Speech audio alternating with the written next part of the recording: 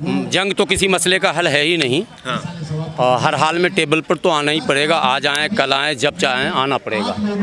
और जब तक टेबल पर नहीं आएंगे समस्या का समाधान नहीं होगा। लेकिन एक बात बताइए, आप लोग मीडिया कर्मी हैं, जंग ईरान पर थोपा गया या ईरान ने इसकी शुरुआत की?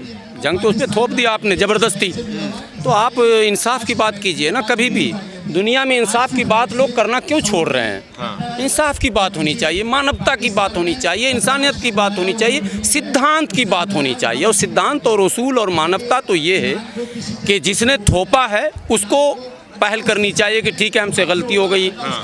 थोपा ही नहीं, तमाम रिहायशी इलाकों पर हमले, तमाम स्कूलों में, बच्चियों के स्कूलों में, जिस पर आप आरोप लगा रहे थे कि वहाँ तो बच्चियों पर जुल्म हो रहा, वहाँ उसी में बच्चियों के स्कूल पे ही आपने मार दिया। आपके यहाँ तो बच्ची का स्कूल भी नहीं है। जो ईरान की महिला टीम फुटबॉल खेलती है उसको तो आप कह रहे हैं कि वहाँ महिलाओं पर अत्याचार है। अरब की महिला टीम भी खेलती है क्या फुटबॉल? नहीं ना खेलती है। तो फिर ये फेक नैरेटिव क्यों बिल्ड कर रहे हैं? गलत तरीका है। जो सब एक लाइन की बात है, परमाणु रट रहे हैं। अगर आप रखिएगा 500 रुपया, हम नहीं रखेंगे। ये तो मनुवादी सोच हो गया कि तुम नहीं रख सकते हो। आप पढ़ेंगे, हम नहीं पढ़ेंगे। आप परमाणु रखेंगे, हम नहीं रखेंगे। क्यों नहीं रखेंगे? अगर अमेरिका रख सकता, बरतानिया रख सकता, फ्रांस रख सकता, जर्मनी रख सकता, इजराइल रख सकता, तो ईरान क्यों नहीं रख सकता? कितना सिंपल मामला। मगर है ना वहाँ की किस पर भरोसा नहीं? पाकिस्तान पर आपको भरोसा है? पाकिस्तान सुरक्षित हाथों में है परमाणु। वही अमेरिका उसका रक्षक बना हुआ। उल्टी सीधी बात ना क्या कीजिए, इंसाफ की बात क्या कीजिए। हाँ, इसलिए ये चीज़ मुझे पसंद नहीं है कि पाकिस्तान पे परमाणु है तो आपको भरोसा है। नहीं, ईरान, अमेरिका गारंटी, अमेरिका किसी का बाप है क्या? उसके भरोसे पे हम चलेंगे क्या? हमको अमेरिका ने पैदा किया क्या? ये कौन सी बात कर रहे हैं आप? मतलब अरे गैरे आतंकवादी पे तुमको भरोसा है और तुम कह दोगे कि इस पर भरोसा नहीं। तुम्हारे भरोसा रहने और ना रहने, इस पैमाने से दुनिया चलेगी क्या? इसलिए ये गलत चीज़ है। ईरान फला चीज़ बना रहा, क्यों नहीं बनाएगा? अबे तू क्या बना रहा वो बता। तेरे बनाने से कल्याण क्या क्या हो गया विश्व का? दुनिया के 8-10 देशों को तूने तबाह कर दिया। तेरे ऊपर कोई बोलने को तैयार नहीं। पहला मुल्क है ईरान, वियतनाम के बाद, ठीक है, जो इसको इंशाल्लाह छठी का दूध याद दिला देगा ऊपर वाले ने चाहा तो। देखते रहिएगा, अभी तेल देखिए, तेल का धार देखिए। अच्छा, इसके बाद ये हमला होता है ईरान के ऊपर। ईरान घोषित तौर पर एक इस्लामिक कंट्री है। अगल बगल की इस्लामिक कंट्रियां कुछ नहीं कह रही हैं और ना ही इसमें कोई। कौन अगल बगल की इस्लामिक कंट्री है? सऊदी है। सऊदी इस्लामिक कंट्री है? किसने कह दिया? इराक है। इराक भी नहीं है, कुवैत भी नहीं है, बहरीन भी नहीं है। आप उनको नहीं मानते? नहीं, कोई नहीं मानता। बेवकूफ़ आदमी मानेंगे। जो पढ़ेगा लिखेगा, हिस्ट्री को समझेगा। हमारे यहाँ शूराई निज़ाम होता है इस्लाम में। शूरा कहते हैं, एक कैबिनेट होता है सदस्यों का। हाँ। वो प्रतिनिधि मंडल ही नियुक्त करता है। खलीफा चुने, मंत्री चुने, राष्ट्रपति चुने, लीडर चुने, उसको एक अधिकार होता है। वो जनता का प्रतिनिधित्व होता है। जैसे हमारे यहाँ संसद चुनकर आते हैं, वो प्रधानमंत्री चुनते हैं, वैसे ही शूराई निज़ाम है। सऊदी अरब में है क्या? दुबई में है क्या? कतर में है क्या? यमन में, बहरीन में है क्या? कहाँ है? यूएई में है क्या? कहीं नहीं है। तो शेखों की सरकार, शेखों की शेखी चल रही है। तो शेखी इस्लाम तुरंत है।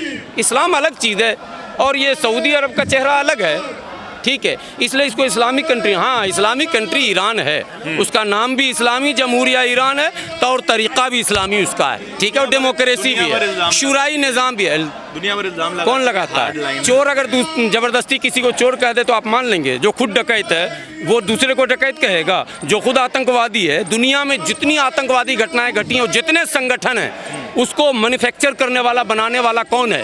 आप रिसर्च करके देख लो, अमेरिका आएगा उसके पीछे। उसको हथियार सप्लाई देने वाला, उसको आर्थिक मदद देने वाला, सब काम वही कर रहा और वही तय करता है किस देश को कैसे फंसाना, कहाँ संपदा और खनिज और तेल और दुनिया और गैस, उसका तो अपना एक ये है। और हथियार बेचना, ये सब बकवास है। दुनिया धीरे धीरे समझ रही है और समझ जाएगी जिस दिन, उस दिन अमेरिका का खेल खत्म हो जाएगा। घुटनों पे आने वाला है। घुटनों पे आ गया। वो तो कह रहा है ईरान का सुप्रीम लीडर मुझे बनाया जा रहा है। वो खुद ईरान का सुप्रीम लीडर बेचारा बनना चाह रहा। भूरे भाई, युद्ध हुआ, स्टेट ऑफ हॉर्मुज़ रोका गया। इस पूरे युद्ध में दुनिया रोका गया नहीं, रुका हुआ है। वो तो देखिए, जंग जब भी होगा तो अफेक्टेड तो सभी होते हैं, पड़ोसी भी होते हैं। हमारा देश भी इससे अछूता नहीं है। और सिर्फ ईरान और अमेरिका नहीं, जंग जहाँ भी दुनिया के कोने में होगा। दुनिया देखिए ग्लोबल चेन है, सिस्टम ऐसा है ना कि दुनिया एक परिवार और एक गांव बना हुआ है। सबके एक दूसरे से लेने देने, एक दूसरे पर डिपेंडेंसी है। एक दूसरे पर निर्भरता है, इसके कारण वो इफेक्ट होना ये कोई इशू नहीं। पूरी दुनिया को चाहिए कि जंग बंदी के लिए, अभी G7 का मैं बयान देख रहा था, ईरान को थ्रेट कर रहे हैं आप हमले रोक दो। भाई ईरान तो हमला कर ही नहीं रहा, ईरान तो जवाब दे रहा, हमला तो इजराइल और अमेरिका कर रहा। तो थ्रेट कीजिए तो अमेरिका को न कीजिए ना, आप हमला करेंगे ना आपको जवाब मिलेगा। टोटली 100% आप सर्च करें, 28 फरवरी से आज तक ईरान ने हमला नहीं किया, जवाब दिया। अब आप जवाब का भी अधिकार छीनना चाहते हैं क्या? आप इधर क्यों थ्रेट कर रहे हैं? थ्रेट अमेरिका को कीजिए, कब तक जवाब देगा? जब तक ऊपर वाला चाहेगा तब तक जवाब मिलेगा। नहीं, युद्ध रुकेगा जब अमेरिका रोकेगा तब। अगर सोचेगा फोर्सफुली ईरान को दबा दें, वो पॉसिबल नहीं है। 10 दिन से लेकर 10 दिन का टाइम दे दिया। वो 5 दिन से 10 दिन क्या, 10 दिन से 15 दिन करेगा, 15 दिन से 20 दिन करेगा, घुटने पे आ जाएगा। अभी तो ऑल बॉल है, सुबह में एक दिन में 5 तरह का बयान दे रहा। अगर हमारे देश में वैसा नेता होता लोग पकड़ के आगरा पहुंचा देते। नहीं, अगर सवाल जवाब की बात है तो फिर तो इस पूरी जंग में तो अमेरिका के जीतने के आसार ज्यादा है कि उसको हथियार। अमेरिका तो 15 दिन से बोल रहा है हम जीते हुए हैं। हाँ। 15 दिन से कह रहा मैं जीत गया। बाय नंबर देखने में तो यही लगेगा। नहीं, देखिए फायर पावर, मिलिट्री पावर तो दुनिया का सुपर बॉस माना जाता है, ये तो सब लोग जानते हैं। तो हम क्या हैं, पिद्दी नहीं पिद्दी का शुरू हुआ। दुनिया के बड़े बड़े देश उसको बॉस कहते हैं, लेकिन उस बॉस को जिसके धौंस से अच्छे लोग मैंने दुम दबाते थे, हम ईरान ने इन 1 महीने में बॉस को कह दिया कि boss game is over, Pakistan तेरी दादागिरी गई, तू तो गए हो बेटा। ये हो गया, ये मैसेज दे दिया। क्या रोल है इस पूरे युद्ध में? तो आप भी ना मरियल देश का नाम लेते मध्यस्थता करवा रहा है वो। मध्यस्थता तो कोई उसका चेला ही ना करेगा, वो भी चेला ही ना करेगा। पाकिस्तान भी चेला ही है उसका, अमेरिका का चेला है। वो तो देश की जनता के डर से चुपचाप है, नहीं तो अब तक ईरान पे हमला कर दिया होता। और पाकिस्तान ओ यस, लेकिन उसके देश में जनता कह चुकी है अगर हमला करोगे बेटा घर में घुस के मारेंगे, तो डर से हालत खराब है, इसलिए कुछ नहीं कर रहा। पाकिस्तान ईरान पे हमला करेगा, अब नहीं करेगा, उसको जनता ने कह दिया कि करोगे तो फंसोगे। शिया सुन्नी में बड़ा बांटने की कोशिश की जा रही है कि फलाने की लड़ाई है, शियाओं को कोई मतलब नहीं है, सुन्नियों को कोई मतलब नहीं, ऐसा ही बंटवारा करने की देखिए ये ह्यूमन नेचर है कि अपने थॉट को प्रमोट करने के लिए, अपनी सोच को मजबूत करने के लिए लोग बंटवारा करते हैं। तो अमेरिका इजराइल ने एक हथकंडा अपनाया पहले। अच्छा, आज तो चलिए आप कह रहे हैं कि शिया मुल्क है ईरान, कल आप फिलिस्तीन पर बमबारी कर रहे थे, वो कौन मुल्क था? वो तो सुन्नी मुल्क था ना। उससे पहले आपने सीरिया को तबाह किया, वो कौन शिया मुल्क था? यमन में आपने इंटरफेयर किया, हुतियों को आपने दबाने की कोशिश की, तो यमन तो शिया मुल्क नहीं था ना। कई तरह के मसले हैं, ये शिया सुन्नी का लड़ाई कभी नहीं है साहब, ये लड़ाई है वर्चस्व की, पूंजीवाद की।